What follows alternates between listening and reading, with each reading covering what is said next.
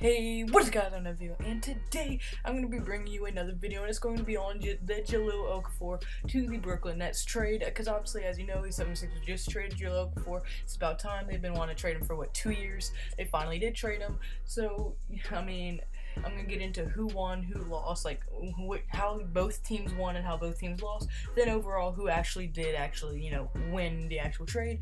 So without me rambling on too much, without me ranting on, let's get right into this video. Alright, so before I get into wins or losses for either team, let's get into the actual trade package itself. The trade package was that the Philadelphia 76ers got Trevor Booker, but Jahlil Okafor and Nick Stauskas, and also a second round pick for next year. But now, the first thing I'm going to get into for who won and who lost, I'm going to go into the Brooklyn Nets. Some wins that I could find from the Brooklyn Nets standpoint was that they got a very, very nice upgrade at center, as they went from having a guy who didn't really produce that much and was pretty much a liability. The dude averaged only 7.1 points per game, 4.4 rebounds per game, and 0.6 blocks per game. So the dude really was not producing, and he just isn't that good of a center. He definitely shouldn't be starter, maybe a backup center at best. But then the guy that they just replaced him with, Jahlil Okafor, an extremely big upgrade, is averaging 14.6 points per game, 5.9 rebounds per game, 1.2 assists per game, and 1 block per game. That is when they get in, because for 76ers, they would not play him because they wanted to trade him, and they didn't want him to play bad or get hurt, so his trade value would stay up. But then when they traded Jahlil Okafor, I think that's a huge upgrade for Brooklyn, and a definite step in the right direction. And the second one that I could find is that they also added a potential great young talent in Nick Stauskas, who's had a kind of rocky career so far. But I mean, with the addition of him, he adds great talent to the shooting guard position. Now they are 3 deep in the shooting guard position, and I mean, to even be 3 deep in any position is extremely good, because now you can rest players, you can play small ball, you can shoot better, because now that gives them tons of great shooters. And I mean, that position is going to be stacked for them, and they could probably be a very high-powered offensive team if their coaching allows it.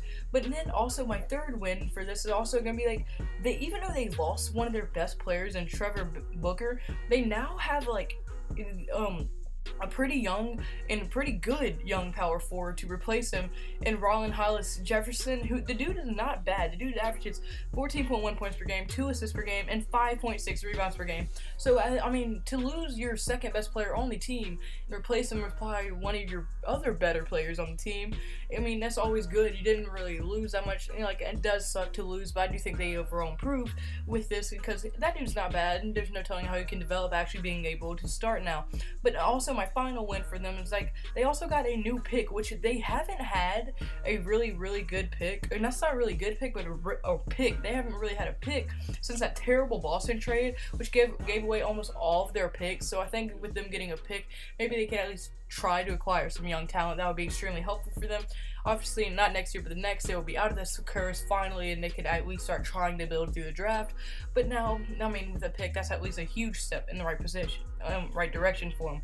But the only loss I could really find for Brooklyn was that they lost their second best player on the team, and one of D'Angelo Russell's favorite teammates. So pretty much, I mean, D'Angelo Russell's gonna have to figure out how to work with Jahlil Okafor and all the new guys and stuff. But I mean, I think they did overall get better with this trade.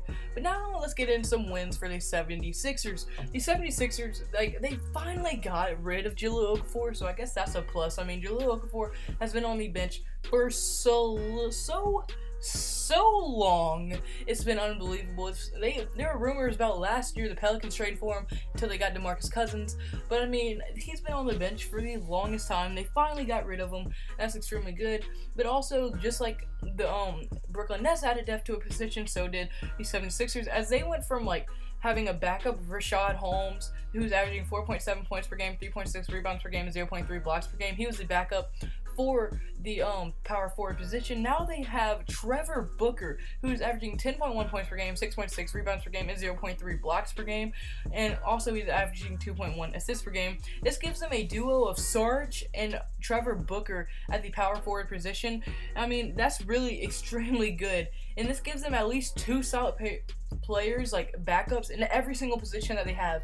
When they're healthy, they have a backup that's pretty good in every single position. I mean, to have a 10-man bench is extremely useful, as you don't have to worry about guys getting tired, and also they might not be as fatigued when it comes to playoff time, because I do think the 76ers will make the playoffs.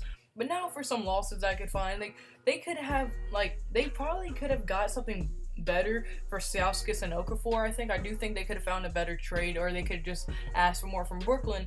But I mean, yeah, and I also don't think they did have to give up that pick. I mean, that pick, it's not going to most likely be that useful being a second round pick, but I do think, I mean, they didn't have to get rid of it.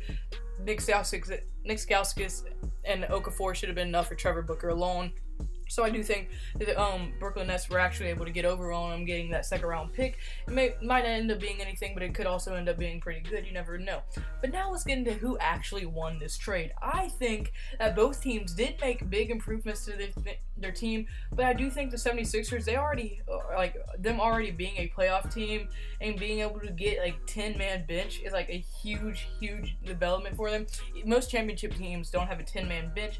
With them now having a 10-man bench, they'll be rested come playoff time. They'll be rested come maybe deep in the playoffs, and they just won't have to worry about people getting injured as much, fatigue as much during the end of the season.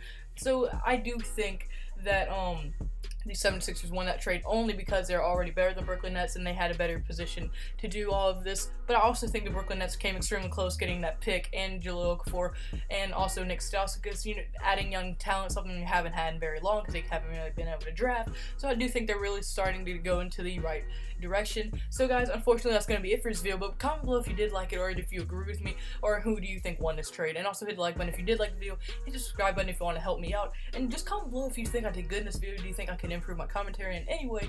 I want all feedback I can get. And also guys, don't think about you either, kids. Remember, never do vegetables, always eat drugs. Stay safe, first. Goodbye.